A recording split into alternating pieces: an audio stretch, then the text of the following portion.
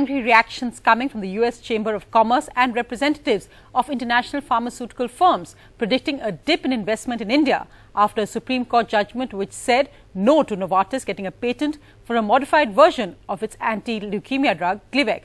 The judgment will have huge implications for other drugs made by companies who have challenged India's tough anti-patent laws currently in Indian courts. But from doctors to the larger aid community and health activists, most importantly from patients, the response has been overwhelming. The judgment, they say, is literally the difference between life and death for them. 37-year-old Noor Islam Sheikh has been battling cancer for 2.5 years. Keeping him alive, this generic Indian drug that Noor Islam gets from a charity at a hugely subsidized rate of 1850 rupees. Its actual cost is more than his salary. मेरे को 1850 रुपए में मिलते हैं, लेकिन इससे ज़्यादा बढ़ जाएगा तो मैं नहीं खरीद सकता हूँ। डॉक्टर ने कहा जब तक जिंदा रहोगे ये दवाई लेना पड़ेगा। For Noor, the Supreme Court's verdict comes as a huge relief. On Monday, the Apex Court rejected a patent plea by Swiss pharma giant Novartis AG on its cancer drug Glivec. The life-saving drug is patented in 40 other countries and costs ₹1,20,000 a month. Novartis argued it deserved a new patent, which would not allow any Indian company to copy the drug. The Supreme Court ruled the new Glivec is not very different from its older avatar. Since decades, Western biotech companies have tried to hold on to their patents and through them massive profits from their older drugs by just slightly tweaking their composition. This process, termed as evergreening, gives the company a near continuous monopoly on the drug, allowing it to command its price in the market. Soon after the verdict, Novartis decided not to invest on research and development in India, sparking a debate. Will this impact future innovations in medicine? America has already hit out, saying the judgment will negatively impact businesses' ability to invest in tomorrow's medical and technological advancements. The flip side of this could be that probably the American companies or foreign companies, MNCs, would hold their innovation. They may not launch the products in India, or they may not target the Indian market. It all depends. Does this inculcate a lazy attitude for R&D in us? Well, there is also a possibility that probably an Indian company would just choose to not invest in R&D. Novartis investment was only 10% in the development. Okay.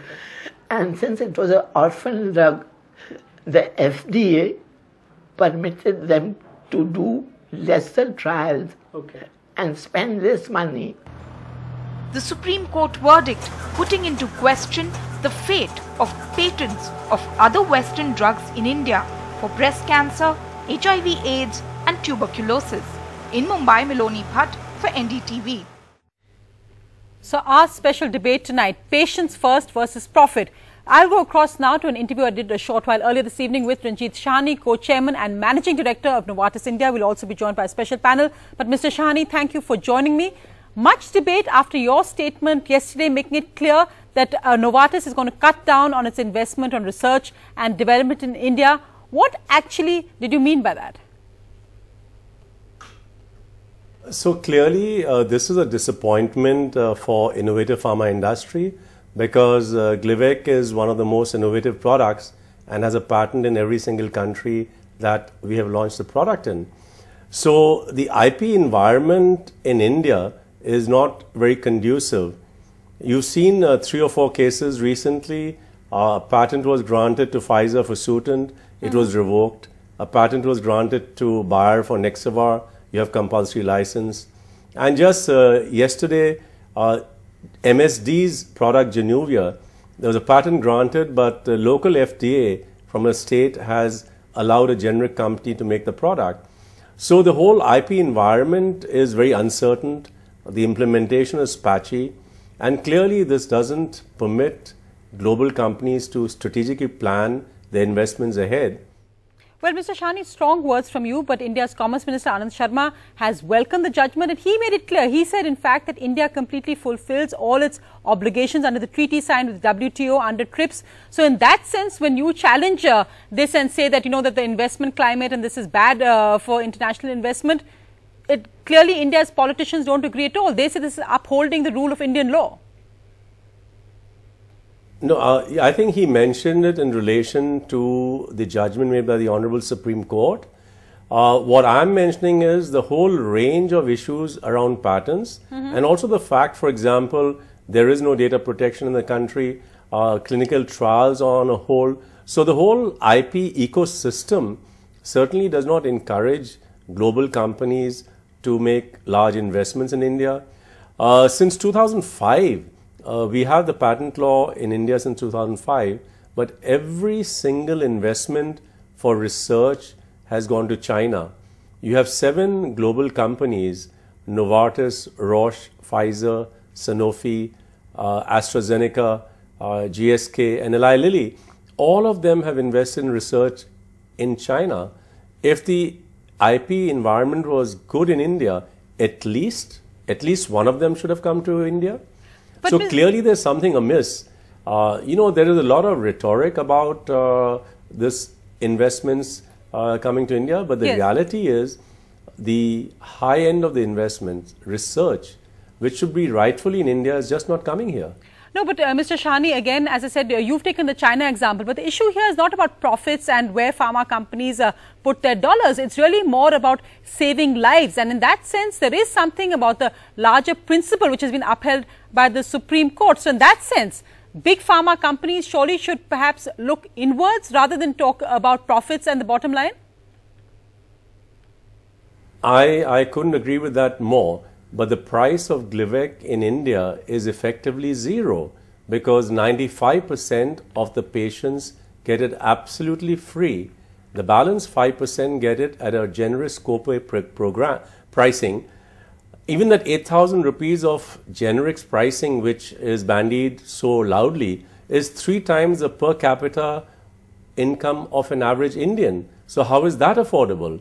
I think this pricing that you are talking of, 1,20,000, is a global price that doesn't exist in India. And I think I need to make that absolutely clear. No, but pricing, let me specify what when we look at the comparisons given in court as well, it said that 1,20,000 for Glivec compared to 8,000 rupees. You're saying even 8,000 rupees is unaffordable. But what would you say is the actual price? If you're saying 1,20,000 is wrong, what would you say is the actual price of this drug Glivec in India? The price for 95% of the patients is zero. You can't go lower than that. For the balance 5%, they pay for a minimum of 8 days in a year. Balance 357 days, they get it free. And maximum they pay for 80 days depending on the income. So it's an extremely generous access program. No, but and I think this is a point which is missing in every single channel or the newspaper about the price of 1,20,000. It is not true. No, but it is just not true. You're saying that's not, it's available differently because you subsidize it. But then what does that mean? That 5% compensates, that the profit of 5% is enough to compensate for 95% going free? Where is the subsidy actually coming from? It's from the profits being made on this drug. First of all, the cross subsidy is coming globally. The price of subsidy is coming from the sales made either in Europe or USA. That is where the price of the product is 1,20,000. Over here, effectively, there is no profit being made. How can there be profit when 95% of the people get it at price zero and 5% have a copay program which is very generous? But, just not possible. But Mr. Shahani, the Supreme Court judgment in a sense has been welcomed globally because it's about a principle. It's not about a subsidy given to the drug in India. It's about the fact that India now the largest provider in a sense of generic drugs around the world. It's been welcomed by countries like Africa, by international health agencies. India is the world's pharmacy. So the judgment has implications globally, the principle being that life-saving drugs must come at affordable prices. No, so first of all, Novartis never had a patent for the product in India, and therefore this question of evergreening does not arise at all. I think the question is there's ever delaying of patent in India. In fact, as I said to you earlier on, even the patents granted have not been given the right environment. So there is really ever delaying of patent. There's no evergreening of patent in India. I think that should be also very clear. On the other hand, as far as the national company are concerned, they keep talking about being pharmacy to the world. I'd rather they be pharmacy to India first. 70% of their product is all exported. When 2/3 of India's population has no access to medicine, why is that not being supplied there? And that's a question I would like to ask. I'll answer that. I'll just come back to Mr. Grover. That's an interesting point. You're pointing to what you say is a hypocrisy of the Indian pharmaceutical industry, that they're exporting cheap drugs outside. But let me just ask you, because I think in the sense when global pharma, US pharma firms are pushing this agenda, many have pointed to the examples we've seen already. For example, the famous AZT drugs, which were patented for decades because of what the Supreme Court at least would term frivolous patents, so just extending patents to keep the monopoly and actually blocking it from getting to people. We saw this. Then Cipla came in and broke that monopoly. Africa was the greatest beneficiary. Look at that case, and when you compare that to what's happening today, aren't we just seeing a replay? No, that is not true. I think you take one extreme example to prove a point. By and large, what is called as incremental innovation should not be literally called incremental innovation, because these are innovations which dramatic health outcomes, and the example that you just quoted was one out of exception. In general, that is not true. It's absolutely not true. In any case, globally, it is known that innovations come step by step. There is never a breakthrough innovation. That happens once in a decade. Usually, innovations are built on step-by-step innovations. So you've actually said that even though the overwhelming response we've seen across the board in many senses, except for pharmaceutical firms and the US Chamber of Commerce, has been to welcome the decision, you've said that this is actually bad for patients and you feel that it's bad for India's investment climate as well. Final words from you on this, Mr. Shani, tonight. So clearly, given the current IP climate, Big Pharma will be cautious in their investments in India. Clearly, they will launch products if the patents is granted. Clearly, they'll be watching the space whether data protection comes in, whether global clinical trials are allowed. I think every step of the way, there has to be some certainty, because without this, you cannot strategically plan the future. And finally, it's not about Big Pharma, it's about patients. I think the Indian patient deserves more. Indian patient deserves the latest medicine. Indian patient deserves innovation. Indian patient deserve a life expectancy, which today is one of the at the lower end of the world. Mr. Shani, thank you very much for joining me.